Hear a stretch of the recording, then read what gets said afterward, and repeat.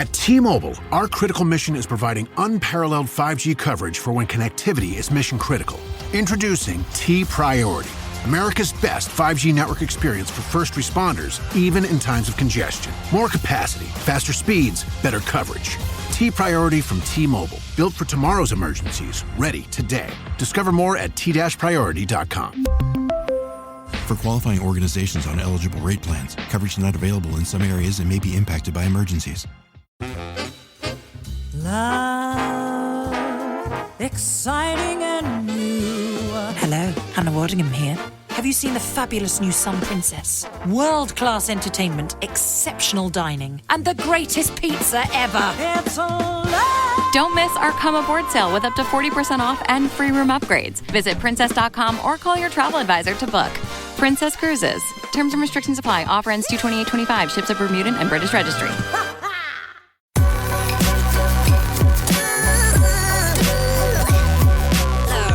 The following is a presentation of the Belly Up Sports Media Network.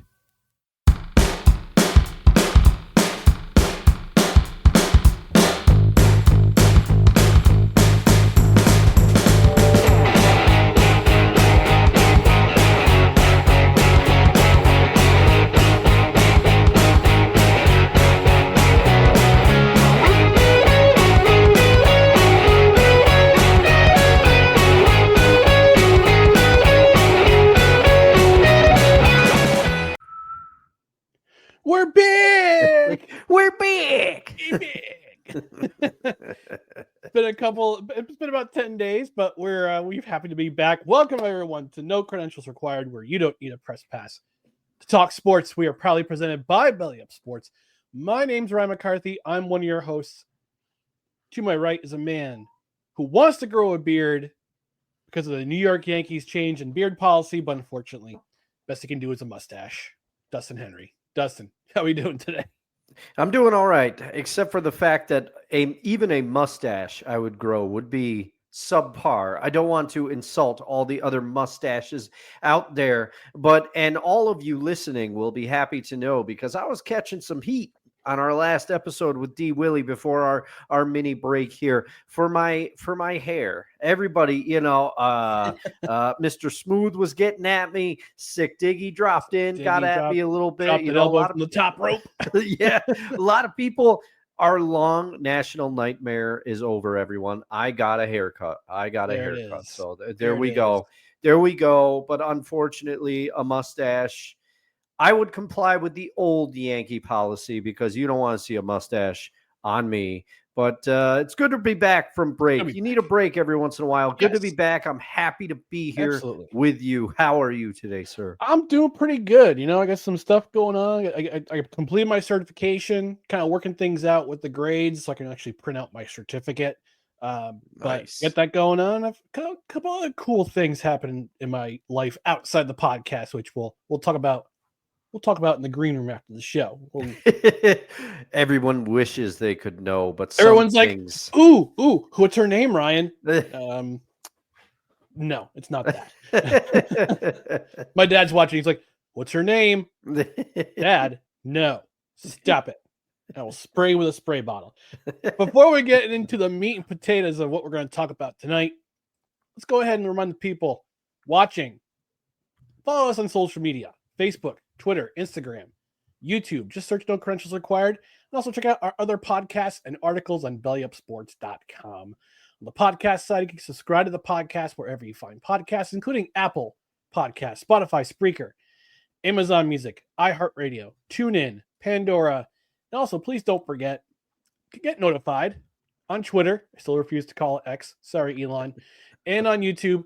That way you know when we go live, when we have videos come up, when we have videos go up, when we have a show announcements like we're going to have tonight. We're going to announce a contest tonight, which is going to be fun. So make sure you stay tuned for that.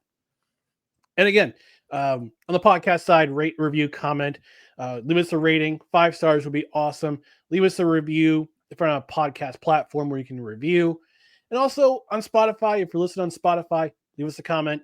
You can leave comments now on Spotify. Every episode you can do that. We'll read past, we'll read present. Whatever you leave, whether it's positive or negative, just give us a head, give us a shout. We appreciate it, because that way it moves the algorithm and moves people to see, hey, Real Credentials Required. Hey, what's this podcast all about?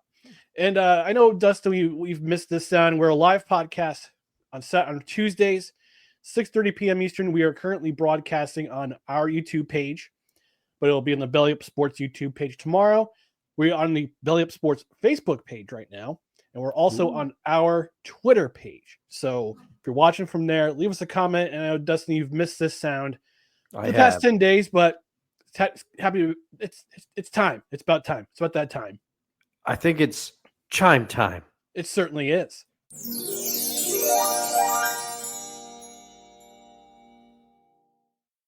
We got some comments in the comment section already. On Facebook, Belly Up Sports saying, during this broadcast, you can support the creator by sending stars, a digital gift that helps us earn money. So yeah, help the network, send us a star. We'd appreciate it on Facebook. Julie from Michigan chiming in saying, hello, gentlemen. Hello to you, Julie. Appreciate you watching. Matt from the Corner Booth podcast saying, MILF, MILF. Man, I love football. But we still despise the Johnson brothers. And he also asked me, Ryan, how are you feeling about Aaron Glenn? Loving his presser so far. I love the passion. That's what sold me. It's his passion. He's good. He's a passionate dude. And he said today at the combine, he said, I get emotional thinking about what's good. I'm thinking about our opener. So whatever that's going to be. I keep thinking about week 1. So he's getting the feels out. So, we got some work to do with the quarterback situation, and with Aaron Rodgers being gone. We talked about that in our last episode with our friend Drew Willingham. But yeah, I'm feeling the energy. I can feel the energy. From Indianapolis or wherever or Florham Park or Texas, wherever he is. Yeah, he just, as an outsider, he projects the right aura. I think his opening presser was one of the best of the new hires. I would put Pete Carroll as a 1A or a number 2 behind Aaron Glenn. Pete Carroll's opener, from what I saw, also very good. Both of them went much better than Liam Cohen. We know that, but I got queued up and ready. Let it go. We got to see it one time. I'm rolling it. Let's do it. Duval.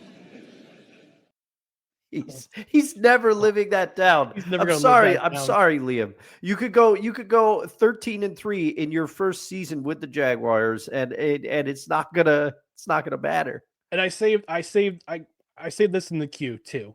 Aaron Glenn. Put your seatbelts on and get ready for the ride. Listen, there are going to be some challenges. But with challenges gets opportunity. But here's what I do know. We're the freaking New York Jets, so we're built for this. Yeah. That's right. Yeah. That gets you ready. I actually got my Jets shirt on today, so. Oh man. It was clean. That's the only reason why I wore it. There we go. It's perfect timing. And I'll be excited, if we are so lucky to see your Jets-centric show come back after a few victories next season. We'll see. But that's one of the things I'll talk with you in the green room afterwards. All right. I stepped in something. Eh? We're gonna catch up on what we missed while we were gone. So we've been gone for 10 days, and we got some things to talk about, got some things to catch up on. But the first thing we're going to catch up on is Four Nations face-off. The fallout from that. Canada beat the United States 3-2 in overtime on Thursday night. And what I thought was a really good series. I wrote an article about this on bellyupsports.com. Ding. And I talked about how special it was, because at first Gary Bettman's announcing, we're going to replace All-Star Weekend this year. We're going to have 4 nations give us our best NHL players, and we're going to who play in the NHL, and we're going to see who's the best in the world. And at the end of the day, it was Canada, which was kind of a bummer, because I kind of wanted to see us, get some glory for once in the major realms of terms of hockey. I know we're two-time defending champions in the World Juniors, but I wanted to see a big old victory in the NHL. Yeah, That's all right. We'll get him next year in Milano Cortina for the 2026 Olympics. So got to find out who's going to be on the Olympic roster. I have to wonder if General Manager Bill Guerin is going to run it back with the same roster he had for the Four Nations, but we'll see. But Dustin, I want to get your impression. Did you watch the Four Nations face-off? If you did, what were your impressions of it? If not, why not? Were you watching the NBA All-Star Weekend? I did not watch the NBA All-Star Good Weekend. for you. All right. I did not watch that. Now, the Four Nations face-off, I did not intentionally not watch it. It just, I've had a lot going on, and the Four Nations games always seem to fall like when I had other things going on. I might have been at a friend's house. I might have been at dinner because I made previous plans.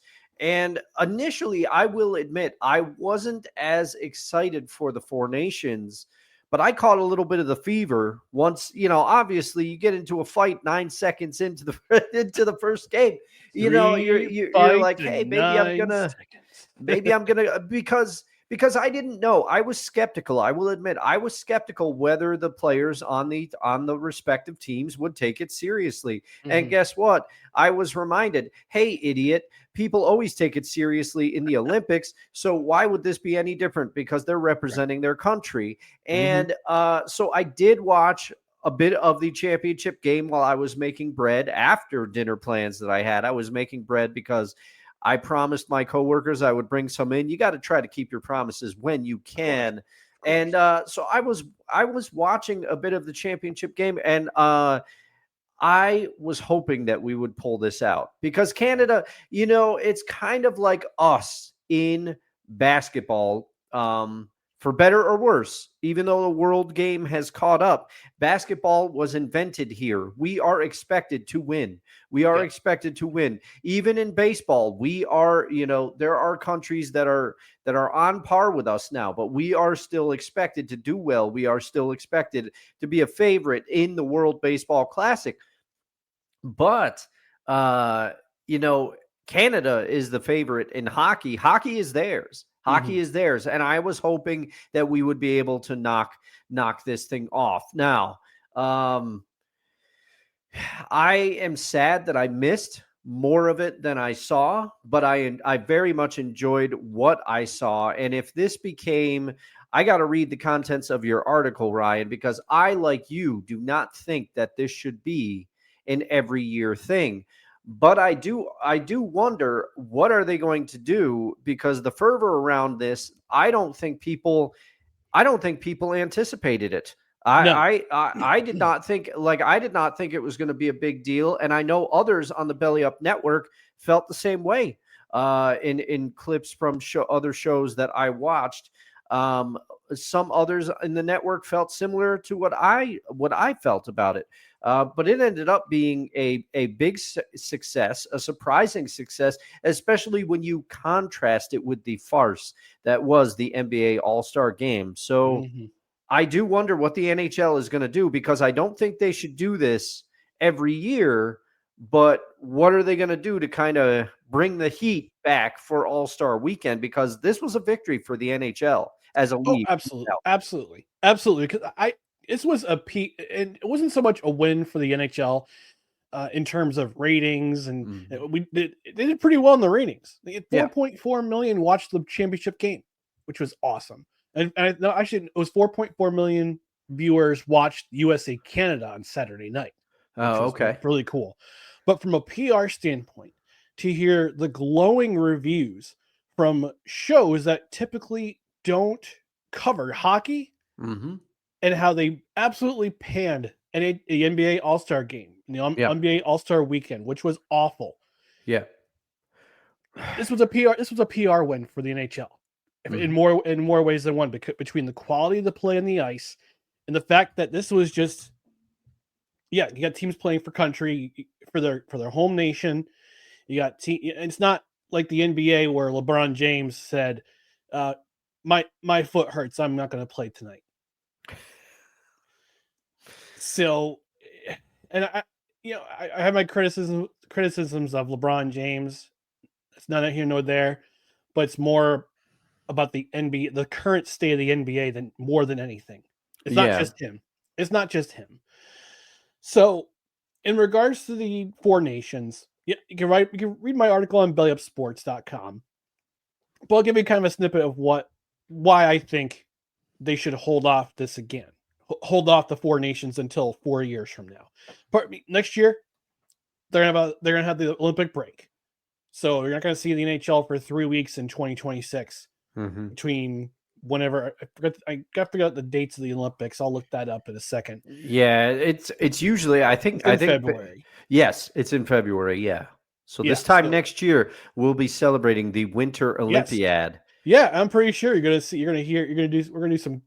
do plenty of Olympic content here. Like not like last year when we kind of about it, but I'm excited for I like the Winter Olympics more. Hot take. Me too. I'm a big Winter Olympics guy. Yeah, we had this discussion with a friend of the show, Gaz. That's right. So go back in the archives if you want to watch that. That was the genesis of the famous bet that Ryan. Well, that and leading up to it was the genesis of the bet that Ryan and I had about Olympic basketball. And Gaz was gracious enough to say, "Hey, if neither thing happens, I'll get in on this. I'll take the prize." Yeah.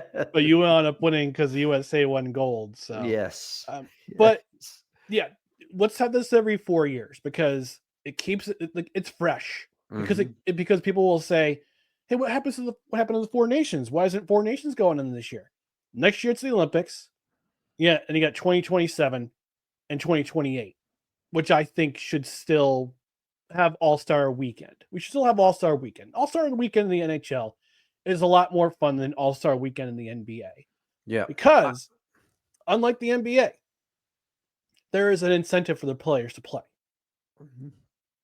Cash. A cool $1 million is split between every member of the winning team. Yeah. Yeah. You got to have some sort of incentive. And I do. The reason why I'm so disenchanted with the NBA All-Star Game, I never was a huge fan of the game itself. Okay, the fun of the NBA All-Star Weekend for me was the 3-point contest, the slam dunk contest. Those were my favorite All-Star events, bar none. They beat everything. But in my opinion, the NHL skills competition, although people have nicknamed it the Connor McDavid Invitational now because he has won. I think the NBA skills or the NHL skills competition is still fun because I like to see hardest slap shot and some of the stuff, fastest skater, things like that. But the NHL All-Star Game, people care. You can tell people still care. And that's why it's so hard because the contrast of the NBA, to say nothing of the NFL Pro Bowl. I mean, both of them are kind of mirroring each other. They've both become kind of a shell of what they once were. And even the old digs against the NBA All-Star Game is you're going to see some people do some cool stuff, but nobody plays defense. And that's the way the Pro Bowl was. Nobody plays defense because they didn't want anybody getting hurt. But now it's funny that those two events have kind of mirrored each other. And the MLB All-Star Game has kind of lost its luster because of interleague play, so. Yeah. And the most fun is the night before for Home Run Derby. Yeah. Yeah. The Derby surpasses it, in my opinion. Derby surpasses it. So, Four Nations, you have it every 4 years. You keep it fresh because it's a prelude to the Olympics. You also keep the USA-Canada rivalry going. It's still in the back of people's minds, especially in next year's Olympics. It's going to be crazy between the US and Canada. And I pray that we both play each other in the medal round. Because with all the stuff going on with Canada booing our national anthem on Saturday night, and the 3 fights in 9 seconds, you're not going to get that in the IIHF. You're not going to get that in the Olympics because fighting is a no-no in the Olympics. But these were under NHL rules. So you're going to get the fighting. And I also think, this is a hot take, I think we swap out either Finland or Sweden and we replace them with Russia. And I say this because I know with all the stupid political ramifications going on with the war, the conflict in Ukraine, I understand leaving out Russia because it looks good for you. But there are more Russian players. So these are the top 5 nations represented in the NHL. Canada by far. US right underneath them. Then Sweden, then Russia, then Finland. Yeah. Russia has more players represented in the NHL than Finland does in the NHL. So I think if you swap out, and hopefully, again, like I said, hopefully the conflict in Ukraine is over by then, and we can let go of this political nonsense, and you include Russia in the mix. And we'll have like an 85-year-old Alexander Ovechkin playing in the Four Nations face-off. Probably still will be playing, which we will no doubt. We will get into the Great Eight a little later in the show. But Ryan, it must be the synergy, because I totally agree with you for most of the reasons that you just laid out. Absence makes the heart grow fonder. And if we had the Four Nations face off every year, it would lose its luster. That's the reality of the thing. And I have a lot of thoughts, which I will keep to myself, regarding the world's current political climate. Like you, I understand why Russia was kept out. I understand why they were kept out. But if you look at this from purely a sports perspective, Russia is one of the nations that has to be in there, because you want to see who's the best of the best. They have some of the best players in the world. Yep. And also who is Russia's chief rival in world hockey? Canada. Yeah. United States. You don't get the same kind of heat when the USA plays Sweden or the USA plays Finland. You only get that kind of heat when they play Canada or they play Russia, because Russia remembers 1980. Yeah. They remember. Yeah. Oh, for sure. Which, by the way, on Saturday with the 45th anniversary of the Miracle on Ice. So you can hear Mike Eruzione talk about it somewhere from Boston. Yeah. I'll tell you, he and the dearly departed Mercury Morris, rest in peace. Those two, if anybody was talking about their respective teams, those two are there with a mic in front of them, ready to talk. Absolutely. Before we go to our next section or our next segment, let's go to the comments section. We're mentioning Daniel Smooth. Gentlemen, do you know the Muffin Man? He lives on Drury Lane, I believe. I don't know. The Muffin Man? The Muffin Man! He also asks, who has the more Hall of Fame worthy facial hair? Lanny McDonald. It's L-A-N-N-Y, not Lenny. It's Lanny. Or Joe Thornton. For my money, it's Lanny McDonald. All right. I'll go recency bias. And I'll say Joe Thornton. I've always had a soft spot for Joe Thornton, especially with recent things that have come out for him. He paid for an apartment he let like a family live in his apartment and paid for it when they had no place to go. You know, somebody told it at either he was being inducted into maybe the Sharks, like Ring of the NHL equivalent of the Ring of Honor. I can't remember what it was or something. But Joe Thornton, pretty legendary beard. That's a terrible trade by the Boston Bruins, by the way. Oh yeah. Your Uncle Al checking in, saying only able to check out the show for a few minutes, but I thought the Four Nations totally delivered. Sucks that USA lost though. He also says don't sleep on Czechia. Czechia is, I believe, is 6th, right underneath Finland. And then Slovakia, then Switzerland, and then a long list of other nations. Yeah. And Daniel Smooth complimenting you, saying your barber did good. Oh, thank you, sir. Thank you. And you and I got to get together and decide when we're going to chop it up next, because we haven't done a show in too long, my friend. There we go. All right. Speaking of hockey, we're going to continue with the hockey theme. We're going to go into a new segment, which will run through the end of hockey season. This is Ovi Goal Watch 2025. Ovi Goal Watch 2025.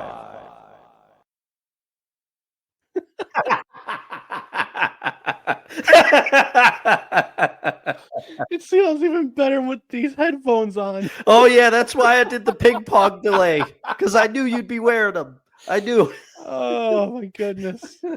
Wow. So if you didn't know, that element, the voiceover for that element was our very own Dustin Henry. If we couldn't have told. We couldn't tell. I pitch shifted my voice down a little bit. I did some stuff to that one. Oh, my goodness. So, Alexander Ovechkin from Russia. Speaking of Alexander Ovechkin and his Russian hockey talents, he is currently 13 goals away from breaking Wayne Gretzky's all-time goal-scoring record in the National Hockey League. Had a hat trick on Sunday afternoon on Dustin's Edmonton Oilers in a 7-3 win, and the Capitals keep on rolling. Yeah, in the Eastern Conference, but more importantly, we're on the cusp of witnessing history. Yeah. And it's something, I don't know about you, Ryan, but I haven't been watching hockey as long as you. I know that, and I don't follow it to the degree that you do, or the aforementioned Staniel Smooth, or my dear Uncle Al, who is in the comments as always. But I did not think that any of Gretzky's records would ever be touched. So, this is a pretty monumentous event, and I know Sidney Crosby and Alexander Ovechkin will always be compared because them's the breaks. They came out around a similar time. They were drafted both very the same talented. year. Yeah. And the hopes of their respected teams were always foisted upon them. Like Schmitty. I'll say his name. We'll see if he appears. He's a long time Pens fan. He loves the Pittsburgh Penguins. So naturally, he was not the biggest fan of one Alexander Ovechkin. And, but Ovechkin's fantastic. He's a no-brainer Hall of Famer in whatever Hall of Fame that you want to put him in. He's one of the best to ever lace up the skates. And the longevity, especially with the way he plays the game. He plays the game with reckless abandon and enthusiasm, even at his advanced age. This is something special to see. And so we thought we'd roll out the red carpet for this one, Ryan. We thought we were going to do something special, and I'll let you take it away when you are ready. That's right. We are going to do something special here at No Credentials Required because we're generous folk. We are generous folk. Here's what we're going to do. We're going to have a little contest. We're going to have Ovi Goal Watch 2025. Ovi Goal Watch 2025.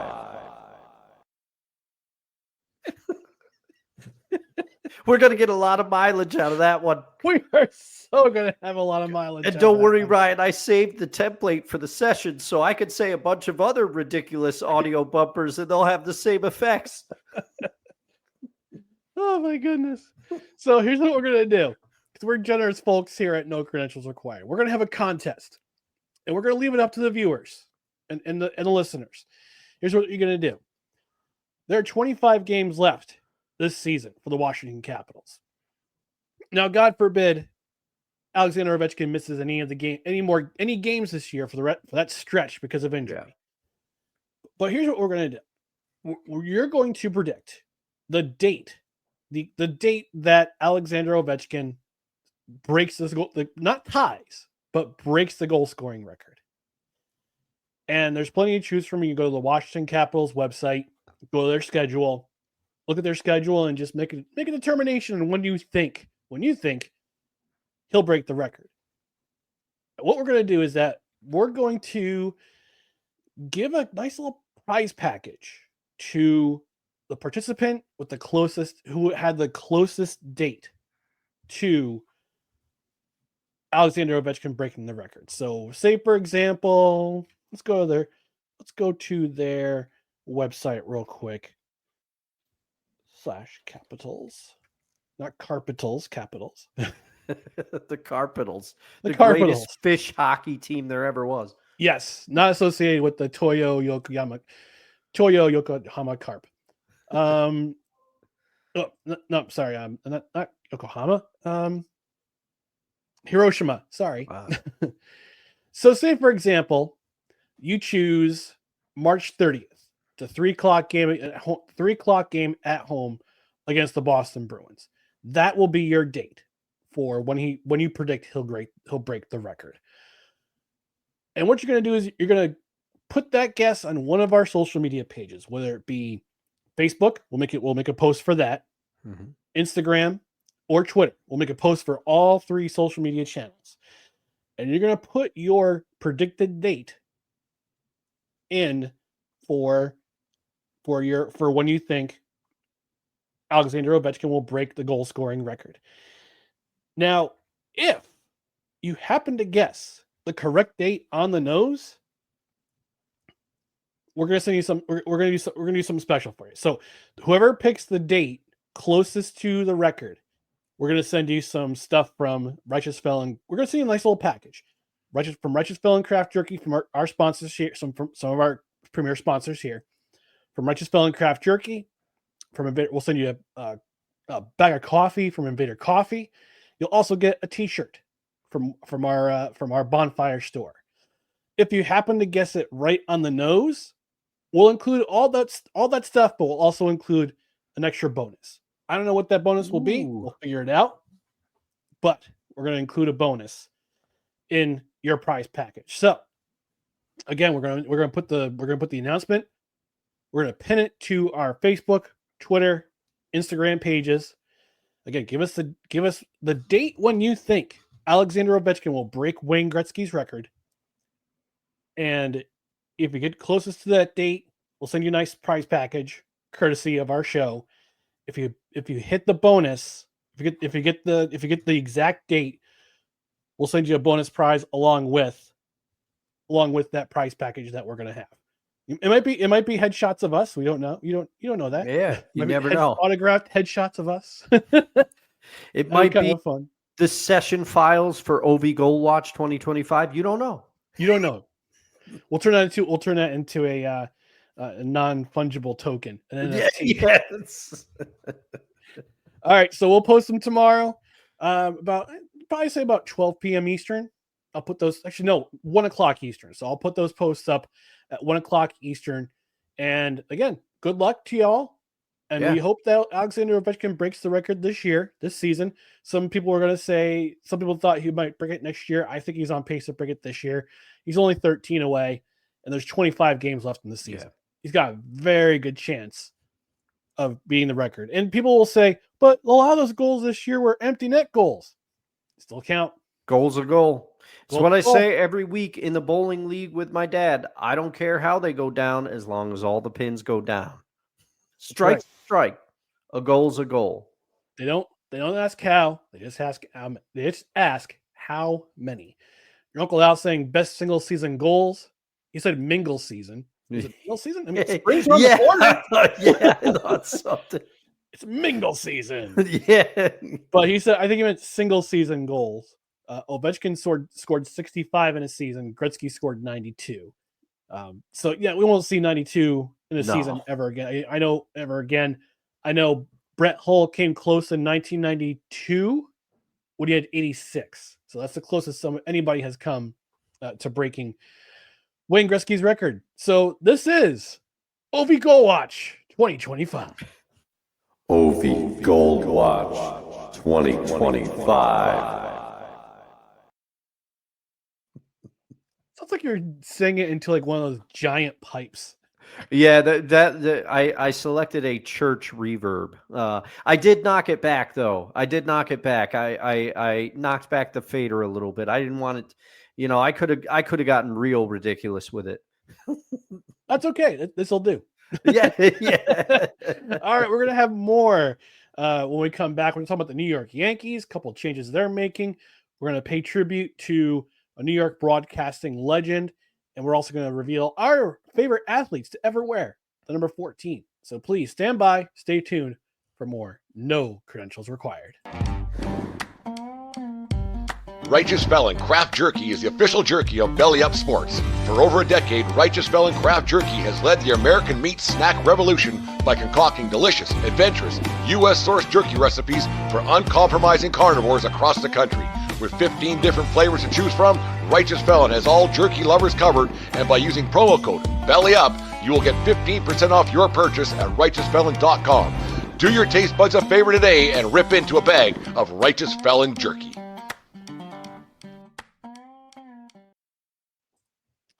That's right, folks. Just serendipitously happen to have a bag of the OG Hickory right here. One of the many flavors featured in that commercial, voiced over by our friend of the show, Brent Radlinski, 1420 Sports Podcast. Check it out. One of our Belly Up Sports podcasts. But in the meantime, Righteous Felon Craft Jerky. Handcrafted craft jerky. It's delicious. It comes to your door fast. But it's not just the jerky, it's also the beef sticks. 100% beef. Not like those other beef sticks you find in the convenience stores. Its primary ingredient is pulverized chicken. Yeah. And I have to say, Ryan, I re-upped. Yes. And I ordered more beef sticks because I will say the beef sticks I like because they're a little easier for me to take to work and whatever. I got to try more of the jerky flavors. They have more varieties of the jerky flavors, but they do have some different flavors in the beef stick variety, which is one I'm going to talk about right now. The OG Hickory, a classic. I love the OG Hickory. I've had a couple of them this week already. But a new contender in the clubhouse for me is the Street Taco Beef Stick. That one is amazing. I really enjoyed it. It's got a little kick to it, but it's a pork stick, because tacos are, pork or whatever.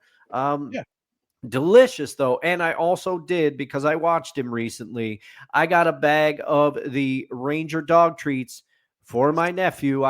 He was here. He needed a bag at this house for when he comes here. So I got the treats, and all my order came very fast. The human treats, the dog treats, it all came in the blink of an eye. I really am impressed by their shipping and the product. You're going to love it.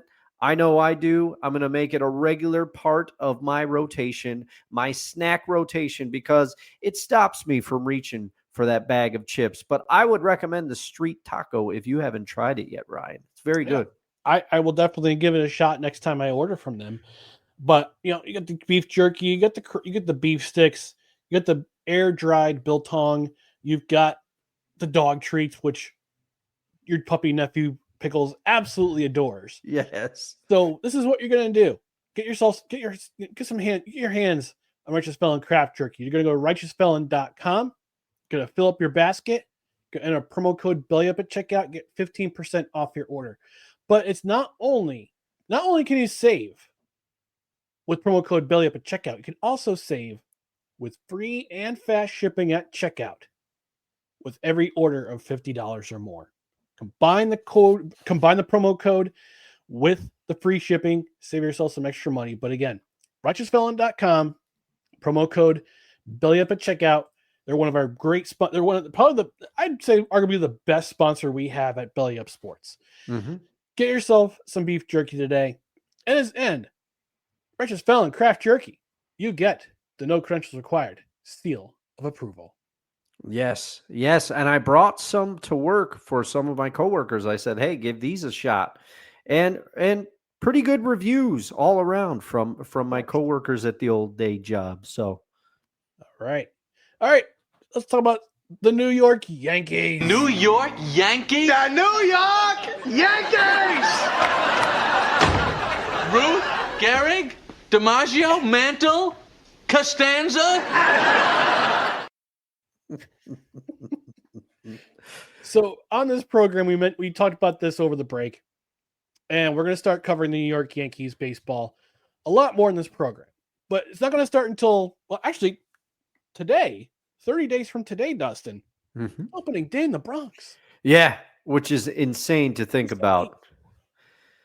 But it's going to be great, and I know Brett's going to be very excited even though, we were all disappointed with how last season ended. Let's put it behind us. This is a new year. We're ready to go, and excited to see how some of the pitching additions in New York work out. So, interesting season, excited, ready for the warmer weather. If you live in an area like Ryan and I do, I'm ready for the warmer weather. I want to be back out on my patio. I want to be smoking cigars again occasionally. I want to be smoking meats. I'm ready for baseball. I want to hear the crack of the bat. Me too. With all that being said, the Yankees made a couple of, I wouldn't say earth-shattering, but franchise-changing announcements. And the first came on, I believe it was Thursday, 21st. Nope, that was Friday. It was Friday, 10 a.m., around 10 a.m. Eastern. The Yankees made an announcement in a statement from managing general partner, Red owner, Hal Steinbrenner, regarding the alteration of the Yankees' facial hair policy. And this is what it says, and I quote, "In recent weeks, I've spoken to a large number of former and current Yankees spanning several eras to elicit their perspectives on our long-standing facial hair and grooming policy, and I appreciate their earnest and valued feedback. These most recent conversations are an extension of ongoing internal dialogue that dates back several years. Ultimately, the final decision rests with me, and after great consideration, we will be amending our expectations to allow our players and uniform personnel to have well-groomed beards moving forward. It is the appropriate time to move beyond the familiar comfort of our former policy." Close quote. Yeah.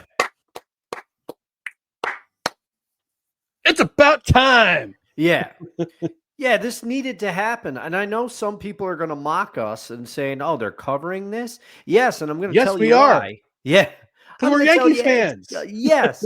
Yes. That's reason number one. We're Yankees fans. We get to talk about what we want to on this show because it's our show. And we do care about what the cred heads and fans and people that watch or listen to the show think as well. But and there was a poll asking for feedback. So we're going to listen. But this is a big deal for the Yankees, okay?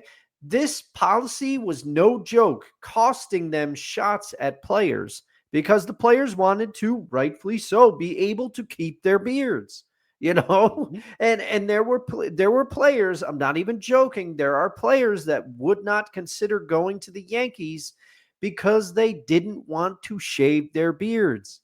So this is a move that needed to happen. It should have happened many years ago. It is not 1955 anymore. People can have beards.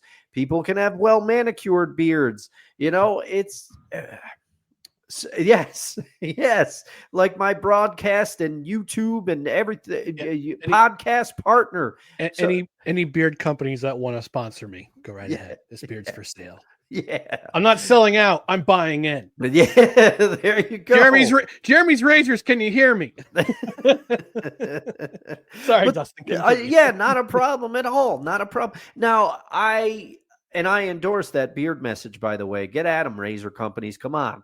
But players did not want to play for the Yankees because of this. And if you think I'm overstating it, there's plenty of coverage out there. Go look it up. Yeah.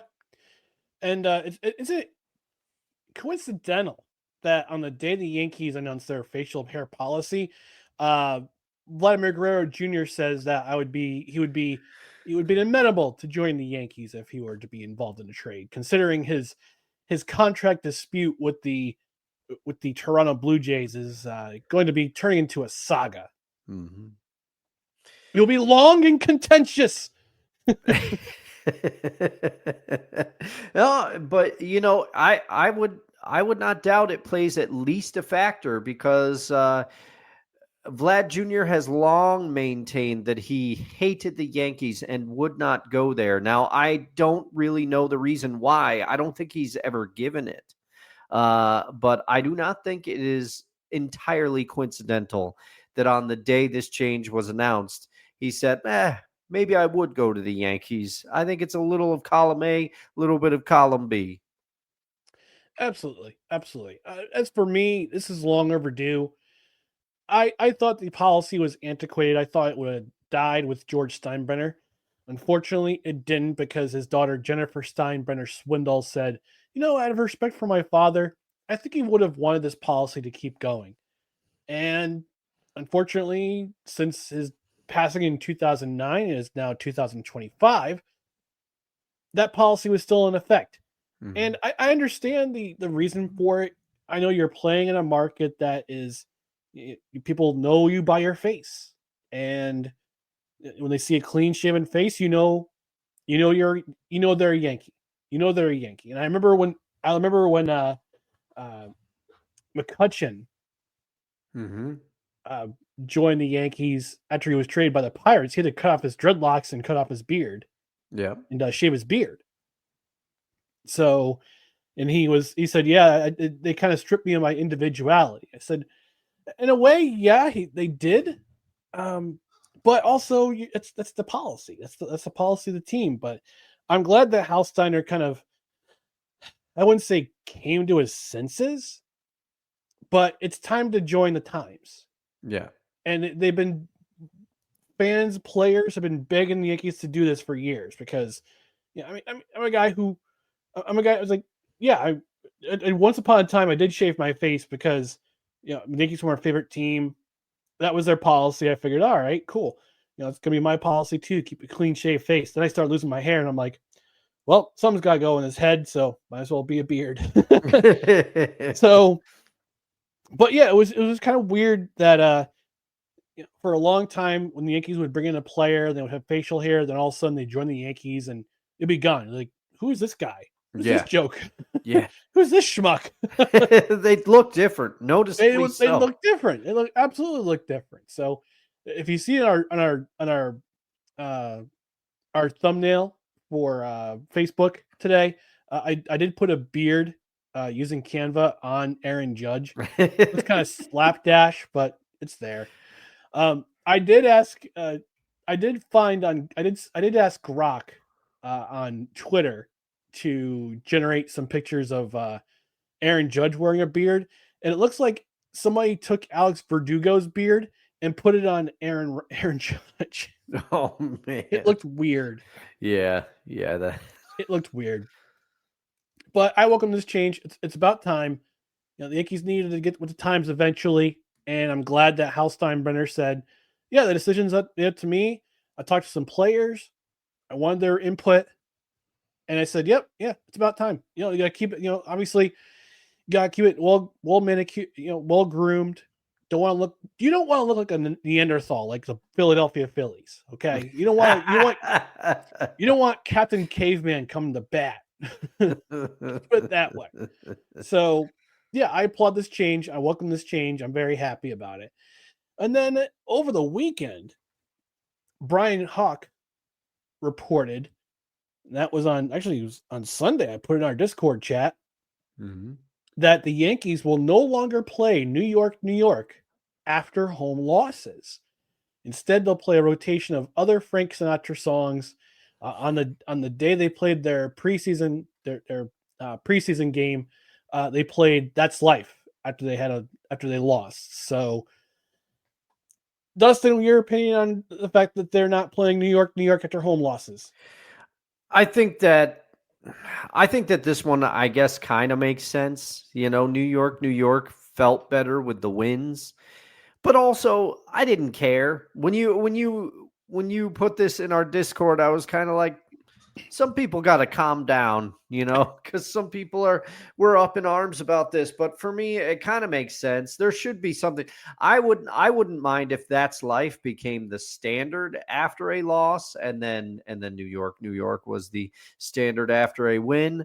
But ultimately, this wasn't a big deal to me. This really didn't matter to me. To use a phrase from our Super Bowl reaction show, this one's kind of a nothing burger. I didn't care either way. It's not like the facial hair policy. That one was actually affecting the team. This it doesn't matter to me, but I'll put a vote in for make "That's Life" the standard after losses and New York, New York the standard after wins. I actually welcome this change too. I mean, you walk out of the stadium and after a loss and you're hearing New York, New York over and over again, you're like, we just lost. Yeah. Why are we celebrating our city after we lost a game at home? So for them to play Frank Sinatra, other tunes from Frank Sinatra after a loss rather than New York, New York, I'm okay with it. I welcome it. I wasn't screaming from the rafters for X amount of years that I would hope that they would stop playing it, play something different. But you're not going to hear a dirge, that's for sure. It's not a funeral. It's not a funeral, Paul. But you got to do something different than New York, New York after a home loss, because that's more of a celebratory song than anything. So that's life. I would like to hear them. What other Sinatra songs could they possibly do? Yeah, I don't know. Well, My Way has a sad overall tone to it, but by the end it gets celebratory, and that wouldn't work either. I don't know. What's the song about Chicago? Because I could see that. Is it called Chicago or is it called My Kind of Town or something? I can't remember. I'm not the biggest Frank fan, but if they Here we go. Have them play Something Stupid. That's literally the name of the song, Something Stupid. Oh, there we go. There we go. But if they do, and with that being said, though, if they do not play Chicago or whatever it's called, after a potential loss to Chicago, I think they're missing an opportunity. They should play It's a Very Good Year sometime. Oh, yeah. A loss. It was a very good year. When I was 17, Yeah. I drank some very good beer. I drank some very good beer I purchased with a fake ID. My name was Brian McGee. Oh, yeah. I stayed up listening to Queen when I was 17. Homer Simpson. Oh, Homer. All right. And we're trying to figure out a name for our Yankees segment. So if you have an idea, drop us a line on social media. Dustin came up with a flurry of them right before the show. I had just eaten. My brain was ready. His brain was ready. He was in podcast recording mode. So that's been our New York Yankees segment to be named. New York Yankees? The New York Yankees! Ruth, Gehrig, DiMaggio, Mantle, Costanza? Oh man, it's fitting that Uncle Al is in watching tonight, because I always think of him because we've been doing that for years. every time. The New York Yankees. All right, we got to pay tribute to a New York sports legend. Where did I put it? There it is. We unfortunately lost yesterday, 3 days short of his 69th birthday. Al Trautwig. Man, longtime broadcaster in New York with MSG, with Madison Square Garden Network, also on ABC, NBC, who was the gymnastics commentator from 2000 to 2016. Also did some narrating too on the side for the human interest stories too. I remember him, and also made a cameo appearance in Cool Runnings. Yes. And there's a story. There's a well-known story that the pool scene in Meet the Parents, that's his pool. That's his house. Oh, I didn't know that. Yeah, and apparently he shared an incredible story about how. I'll paraphrase it. The movie set overstayed their welcome, and when Al Trautwig went to shake Robert De Niro's hand, De Niro completely snubbed him. Oh man! Oh, but Al Trautwig, I found this post on social media today. I found this on Twitter, and I'm gonna share it. It's from his MSG days. This was back in the 90s, so I'll share this. I'll share this clip, courtesy of Nick's Muse, the Twitter page. It's the fan page on Twitter, and we'll share some of the genius that was Al Trautwig. Muse. Oops. Yeah, 1 second. Yep. And you mentioned the cameo on Cool Runnings, and that's what I remember. All right. Got up and running. Here we go. Up and running. Garden, this is Al Trautwig. You know, on big game days, and this is a big game day at Madison Square Garden, we always like to get the opposing team arriving. It adds drama. Now, the Bulls are here today, and of course, that is special. They'll be coming up just in minutes, right up this very ramp. And of course, since we work at the Garden, we know that we're privy to the secret information. So we'll be able to get a private interview with one of the defending world champions. It should be very exciting. What is that? What is that? I don't know. What is that? I don't know. Come on. We better get out of the way. Come on. Hurry up.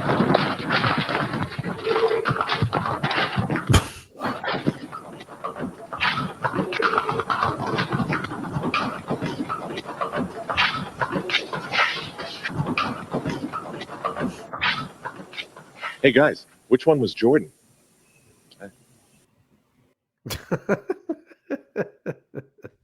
Well, it's part of the genius that was Al Trautwig.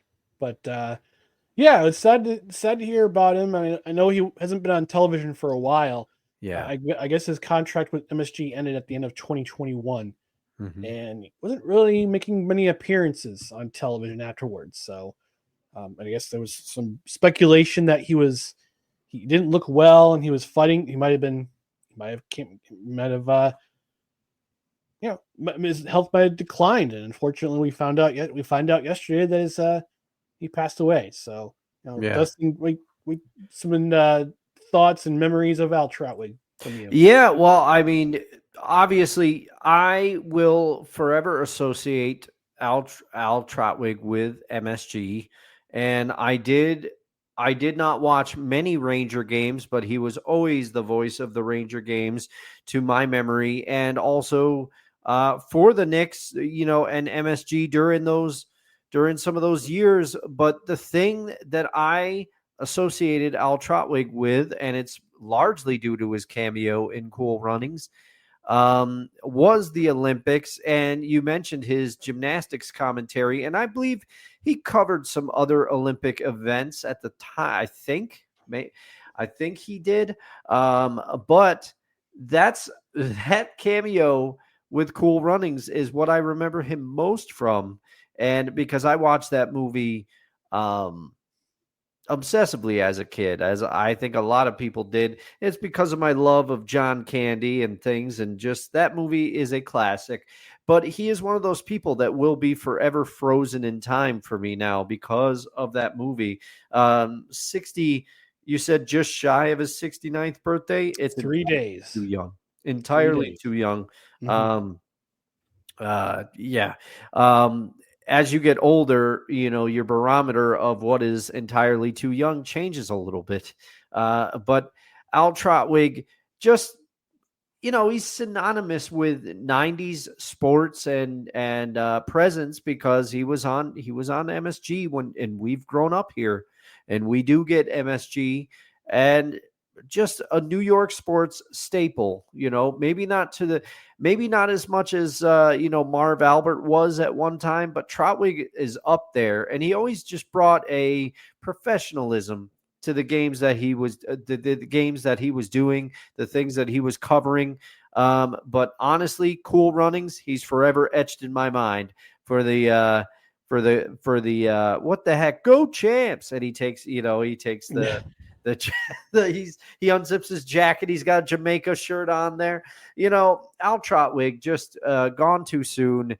But yeah, a memory of my childhood. And it makes you think about your own mortality, because the memories and cornerstones of our childhood are disappearing. Yeah, that's for sure. I remember him from the ABC, from the Olympics, for NBC. He was the in-studio host of the New York Yankees on Madison Square Garden Network for 10 years before Yes Network came along in 2001. 2002, excuse me, 2002. Mm-hmm. So it's it's definitely, it's one of those voices from your childhood, from your teenage years. It kind of sticks with you. It's like, oh man, what happened to that guy? And unfortunately, we find out that passes away from cancer. So, it's sad to see. Like you said, Dustin, the people you watched and the people you observed on television and listened to on radio just leave this realm sooner than they should. And it was his time, as my friend on Twitter. Matthew Bob said, I hope God welcomes him as a friend. So it's for the hope for everyone when our loved ones pass away, or people who we appreciated and loved their craft. We hope the same for them. So thanks, Al. Appreciate the memories of great broadcasting with you. And that brings us to the last segment of the night, which is our favorite athletes to wear the number 14. And as usual, this is the 14th episode of 2025. And we're going through our favorite athletes to wear the specific number that corresponds with the episode number. So this is episode number 14. We're talking about our favorite athletes to wear the number 14. I'm going to start with you, Dustin. Give us your favorite athlete to wear the number 14. All right. Well, at first this is one of the ones, like, I will spoil a bit for next episode. 15, I have 2 picks, and I am waffling between 2 picks. But 14, I couldn't think of anybody that really stuck out to me. So I had to do a little bit of research. And in the course of my research, because there was one athlete I thought about, but DK, he wears 14, but I'm like, I can't, his career's not even over. I can't, I was like, it's too close. I can't go that route. So I was like, I got to come up with somebody else. And as I was doing my research, a name leapt off the page to me once, and it really is. We talk about memories of our childhood, and this kind of dovetails unintentionally well with the last segment, because my pick, partially because of the coolness of his nickname, I loved it hearing it when I was a kid. I'm going with number 14, the Big Cat, Andres Galarraga. Nice. I loved Andres Galarraga. Not only was he good, and he was good well into his quote-unquote advanced age, but he had the coolest nickname. I mean, the Big Cat, it's awesome. And he also, I remember him playing for the Expos. I remember him playing later in his career for the Braves, the Rockies. The Angels, I think. And he too, unfortunately, battled cancer, which had an impact on some of his career numbers. But he was amazing for the Braves in his cancer-free seasons. I think he hit 72 home runs in 2 seasons for them when he had recovered. But as far as, career batting average, 288.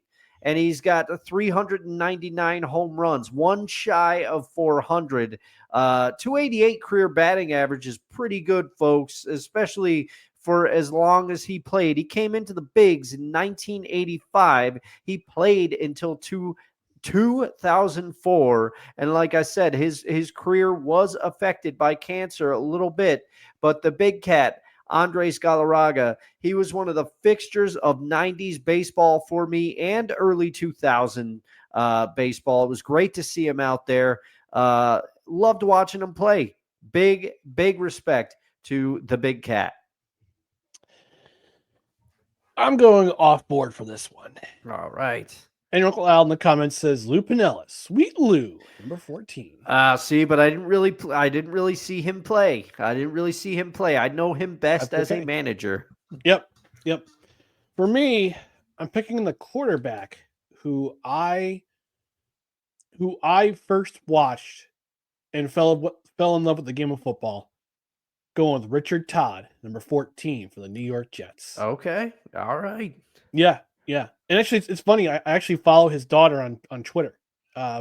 His daughter is married to one of the hosts of Crane and Company, David Cohn. Not to be mistaken with great Yankees pitcher David Cohn. This is former University of Michigan quarterback David Cohn.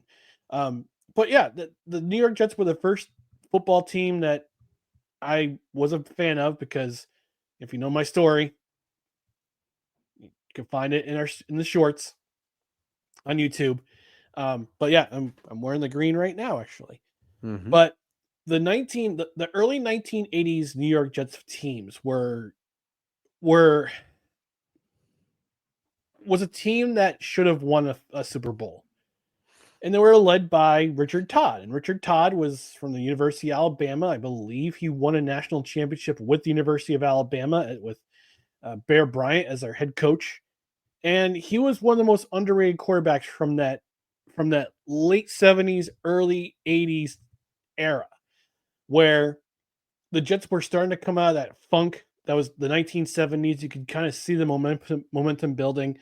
And as a young pup, as a 4-year-old kid, as a young pup, learning what sports are, learning how to play sports, learning how to catch a football, learning how to hit a baseball, field a baseball.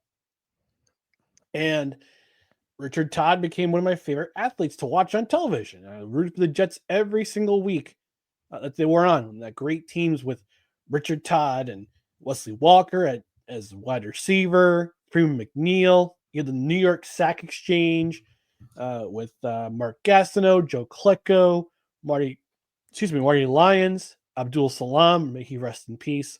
Mm-hmm. But Richard Todd was the catalyst of that team. He's the one who got the offense going. And I remember the year that the Jets came so close. They came this close. They had one game. They had to beat the Miami Dolphins in the AFC Championship game. And I'm sure Don Shula is laughing somewhere beyond the grave because the Dolphins did not cover the field when big rainstorms were coming in that weekend, and the field got muddy and the field got gross and nobody could really do anything. And Richard Todd throws 2 interceptions to AJ Dewey, and the rest is history. And unfortunately, it was sad to see him go after the 1982 season. Was it 1980? Yeah, it was 1982 because they drafted Kenny O'Brien in 1983. So, yeah, but the first quarterback who I loved and admired and loved watching the football field was Richard Todd. I remember watching him play as a young kid. Like, I wanted to be him. I wanted to be either him or Joe Theismann. And then Joe Theismann got his leg broken by Lawrence Taylor on Monday night. And my parents said, "You're not playing football." And I said, "Darn it." Actually, I'll tell you one thing about my love for Richard Todd in terms of an athlete. When I played Little League, when I played T-ball, when I was 6 years old, I had my choice of taking number 8 or number 14.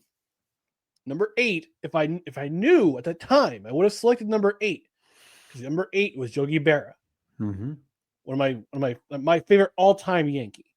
I never got to see him play, but he's my favorite all-time Yankee from all the stories I heard. Yeah. So I had my choice of number 8 or number 14. I got first pick. I said, you know what? Richard Todd's my favorite football player. I'm picking number 14. And my brother Jeremy won number 8 that season. If I knew about Yogi Berra, then I would have picked number 8 because I played catcher too. Mm-hmm. But I picked 14 because my favorite athlete was Richard Todd. So there you go. All right. There you go. That's you had a 14 that obviously he came to your mind, like you didn't even have to think about it. This one, and that's the way it's going to be. And if anybody knows anything, I'll give a little hint. One of the athletes that I'm thinking about for next episode wore 2 numbers. Oh. And I'm trying to do the math in my head and figure out whether we're going to get to the episode number of his second number because will it work? I don't know. This is one of the things. But no, I enjoyed hearing about your stories about Richard Todd, and I would wear your number 14 with pride, Brian. Wear your number 14. Let you know. Well, the shirt's long gone, and it wouldn't fit me anyway. So, but yeah, if I ever were to get another Jets jersey, I would get number 14, and it would have Richard Todd's name at the back. Oh yeah, you should definitely do that because then you got a jersey that you could just wear to games or wear for game days or whatever in perpetuity. Yeah. I have a Largent jersey. I wear that thing. And did I see Steve Largent play? I did not because I was not following football at that time. So it's interesting that some of my favorite Jets all have a factor of 7. Kenny O'Brien, Richard Todd, and Curtis Martin. Oh man. Okay. Yeah. So foreshadowing for episode 28, by the way. Yeah. Yeah. Yeah. Well, sometimes you're going to have that. I don't think it's everybody knows who I'm picking when we get to episode 41, et cetera, et cetera. There's going to be those certain slam dunks.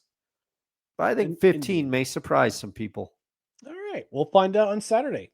Speaking of which, we'll get going at 10 a.m. Your uncle, one more time, the last comment, Y.A. Tittle. Did you see him play, Al? Yeah, he's always bringing up YA. Any opportunity he can to bring up YA, he's going to do it. It's a great name. Yeah, it is. It is. All right, we're going to get ourselves out of here. Before we do that, we just want to remind you about our social media channels. Facebook, Twitter, Instagram, YouTube. Search for No Credentials Required. And also check out our other podcasts and articles on bellyupsports.com. On the podcast side, you can subscribe to the podcast wherever you listen to podcasts, including Apple Podcasts, Spotify, Spreaker, Amazon Music, iHeart, TuneIn, and Pandora. And also, please don't forget to hit that notification bell on Twitter and on YouTube. That way you know when show announcements go up, when videos go up, when we're live. Saturdays at 10 a.m. Eastern, and Tuesdays at 6:30 p.m. Eastern. Your Uncle Al says his dad watched him. Giants fandom is genetic, for sure.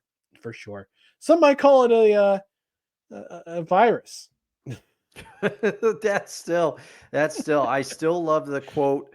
I asked Scott when his daughter was born. Our friend Scott. I said, Scott, are you gonna watch the Jets with her? Are you gonna make her a Jets fan? And he just looks at me and serious as a heart attack. He goes, I can't do it to her. Yeah. On the podcast side, again, rate, review, comment, leave a 5-star rating, leave a review where you can. And if you're on Spotify, leave us a comment. Also, on the Belly Up Sports YouTube page, you're watching the recording tomorrow, sometime tomorrow morning or sometime afterward. Leave a comment in the comment section because, again, everything we're an algorithm-based society now, which sucks, but what are you going to do? Leaving comments, it drives it. It makes people see our network, but we've got some big things planned for our network this year.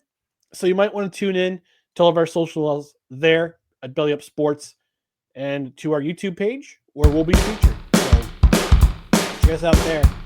In the meantime, we'll get out of here. Saturday morning, 10 a.m. Eastern. Join us then.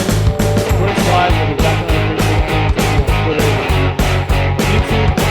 Find the replay afterwards on Belly Up Sports. Thank you again. Tuning in to